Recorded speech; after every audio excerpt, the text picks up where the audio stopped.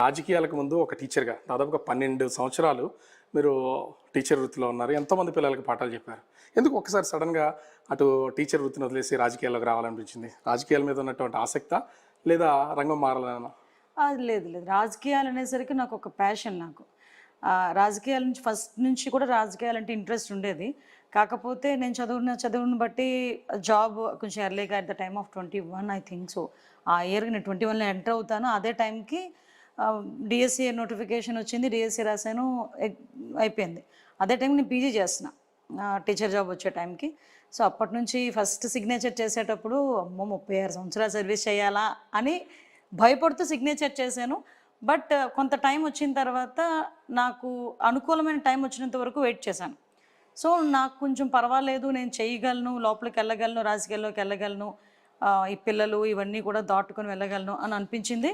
Then ఆ టైంకి నాకు అవకాశం వచ్చింది, వెంటనే వెళ్ళాను. అంటే అసలు ఉన్నత విద్యావంతురాలని చెప్పడం కంటే 3 పీజీలు, అలా ఇన్ని పీజీలు చేసి అంటే విద్యలోనే ఒక ఎక్స్ట్రీమ్ లెవెల్కి వెళ్తున్నటువంటి టైంలో సడన్గా రాజకీయాల వైపు అనేది ఎవరు ఊహించారు కదా? అసలు మీకు ముందస్తు అంటే చదువుకునే రోజుల నుంచి ఈ ప్లానా?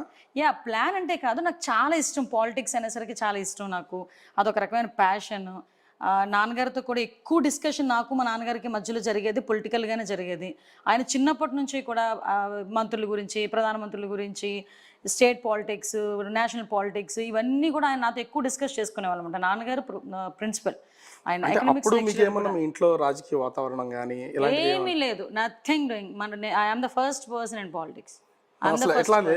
అసలు లేదు. 2013 ఆ టైంకి కొంత ఇక్కడ లోకల్లోని ఉన్న టీడీపీ లీడర్ వైఎస్ఆర్సీపీకి వెళ్ళడం, ఆ టైంలో నేను చంద్రబాబు నాయుడు గారిని అప్రోచ్ అవటం. చంద్రబాబు నాయుడు గారు కూడా నేను చాలా గర్వంగా చెప్తాను. అంటే ఒకటి చంద్రబాబు నాయుడు గారి దగ్గరికి వెళ్ళడం అనేది మీ అంతటికి మీకు వచ్చిన ఆలోచనతో వెళ్ళారా? అంతే. ఇక్కడ ఉన్న లోకల్ లీడర్స్ ఎవరన్నా మీరైతే బాగుంటుంది పార్టీలోకి రండి అని ఆహ్వానించి తీసుకెళ్ళలేదు? నాకు ఫస్ట్ నుంచి ఇంట్రెస్ట్ మీద నేను చంద్రబాబు నాయుడు గారికి వెళ్ళే ముందు మాత్రం నేను ఒక మంచి పని చేశాను. లోకల్ లీడర్స్ని అప్రోచ్ అయ్యాను, టీడీపీ లీడర్స్ని అప్రోచ్ అయ్యాను. నేను టీడీపీ లీడర్స్ని అప్రోచ్ అయితే వాళ్ళు అన్నారు, ఒకటే మాట్లాడారు, చంద్రబాబు నాయుడు గారు పంపిస్తే మేము డెఫినెట్గా పనిచేస్తాము, మీరు ఏదైనా ఉంటే చంద్రబాబు నాయుడు గారి దగ్గరికి వెళ్ళి చెప్పిరండి అన్నారు. నేను వెంటనే చంద్రబాబు నాయుడు గారి దగ్గర అప్రోచ్ అయ్యాను. అప్రోచ్ అవ్వడం, చంద్రబాబు నాయుడు గారు కూడా నువ్వేం చదువుకున్నావు అని అడిగారు. చాలామంది పాలిటిక్స్ అనేసరికి నీ దగ్గర డబ్బు ఎంత ఉందనో, లేకపోతే నువ్వేం చేస్తున్నావు ఇలా మాట్లాడతారు. బట్ ఏంటంటే కేవలం చంద్రబాబు నాయుడు గారు ఒక్కలే నువ్వేం చదువుకున్నావు అని అడిగారు. నా చదువును చూసి టికెట్ ఇచ్చిన మహానుభావుడు నిజంగా చంద్రబాబు నాయుడు. అనిత గారు బిగ్గరగా మాట్లాడతారు, గంభీరంగా మాట్లాడతారు. నోరుంది కాబట్టి ఆవిడ సర్వే అవుతున్నారు అనుకోవచ్చా? పార్టీకి అది మీకు అది ఎసెట్ అనుకోవచ్చా? కష్టపడతామండి. మెయిన్ ఏంటంటే పార్టీ గురించి వర్క్ చేస్తాము, కమిట్మెంట్గా ఉంటాము, అట్ ద సేమ్ టైం ప్రజలకి అనుకూలంగా ఉంటాము. ఇప్పుడు ప్రజలు ఏదైనా మా దగ్గరికి వచ్చి ఒక కష్టం ఉందని చెప్పుకునేటప్పుడు మేము చేయగలమని నమ్మకం ఉంటేనే మా దగ్గరికి వస్తారు. అది చేయగలిగినప్పుడు ఇంకొకరు వస్తారు మా దగ్గరికి. అంతే తప్పించి అనిత ఏదో నోరేసుకుని పడుతుంది, నోరు చాలామందికి ఉంది, మరి వాళ్ళందరూ ఎందుకు ఫేస్ అవ్వలేకపోతున్నారు? ఒకటేంటంటే సబ్జెక్ట్ నేర్చుకోవాలి, నెక్స్ట్ ఇంకోటి ఏంటంటే పబ్లిక్ పర్సెప్షన్ ఉండాలి, థర్డ్ ఏంటంటే వే ఆఫ్ డెలివరీ ఉండాలి. ఇక్కడ మీ ఉద్యోగానికి ఒకసారిగా రాజీనామా చేసేసి రాజకీయాల్లోకి వెళ్ళిపోయారు, వచ్చారు. అసలు టికెట్ ఇవ్వకపోతే మీ పొజిషన్ ఏంటి? అసలు టికెట్ ఇస్తారు లేదనేది నేనైతే అది మెంటల్గా కూడా చాలా ప్రిపేర్ అయ్యి వచ్చాను నేను. ఎందుకంటే మీకు 2013లోనే చంద్రబాబు నాయుడు గారు అడిగినప్పుడు నేను ఒక మాట అడిగాను, నన్ను ఏమ్మా రిజైన్ చేయలేదా? అప్పటికి పేపర్లో వస్తున్నాయి అనమాట, టీచర్ తిను ఈ పేపర్లో అది వచ్చి కొంచెం డిస్టర్బెన్స్ అయితే అవుతుంది. నేను వెళ్ళి చూపించాను, సార్ ఎలాగా అండి అంటే, మరి రిజైన్ చేయాలి కదా, రిజైన్ చేయకూడదు కదా, నువ్వు గవర్నమెంట్ ఎంప్లాయీ కదా అన్నారు. నేను రిజైన్ చేసేస్తాను సార్ అన్నాను. చేసి అన్నారు ఆయన. వెంటనే రిజైన్ చేసేసి ఆ కాపీ పేపర్ సార్కి పంపించా. సో తర్వాత నేనైతే చాలా కాన్ఫిడెంట్గా ఉన్నా.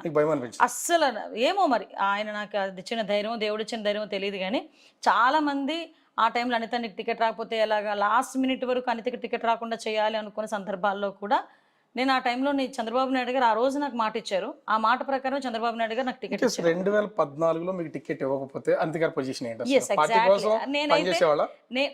నేనైతే ఒక మాట అన్నాను మా నాన్నగారితో, అది తప్పో రేటు నాకు తెలియదు, పార్టీ గురించి పనిచేసేటంత ఎక్స్పీరియన్స్ నాకు ఆ టైంలో లేదు. ఎందుకంటే నేను వచ్చి 2013 to 14 మధ్యలోని నా హార్డ్లీ 9 months బిఫోర్ నాకు ఇన్ఛార్జ్ ఇచ్చిన తర్వాత 9 monthsకి ఎలక్షన్ వచ్చేసింది. మా నాన్నగారు నన్ను పిలిచి ఒకటే అడిగారు, పిల్లల భవిష్యత్తు గురించి ఆలోచించావా? నువ్వు ఉద్యోగం వదిలేసావు, రేపొద్దున్న నీకు ఏదైనా జరిగితే, అంటే ఇప్పుడు అక్కడ 2014 ఎలక్షన్స్లో నువ్వు ఏదైనా ఓడిపోయినా లేకపోతే టికెట్ ఇవ్వకపోయినా నీ పొజిషన్ ఏంటి అని అడిగారు. డాడీ పార్టీ గురించి ఏం చేస్తానో ఏంటో నాకు తెలియదు కానీ నాకు ఒక అవకాశం ఇవ్వండి. మా నాన్నగారిని అలా కన్విన్స్ చేసుకున్నా. ఒకవేళ నిజంగా మీరు చెప్పినట్టే జరిగితే నా పిల్లల్ని ఒక్క 6 మంత్స్ మీ దగ్గర పెట్టుకోండి. ఆ 6 మంత్స్లో నేను సివిల్స్ కొట్టి సివిల్స్ ఒక ఐఏఎస్ ఐపీఎస్ ఏదో కొట్టుకొని వస్తాను. అంటే అంబిషన్ అయితే ఉంది మీకు? అంబిషన్ అయితే ఫస్ట్ నుంచి ఉంది ఆ అంబిషన్.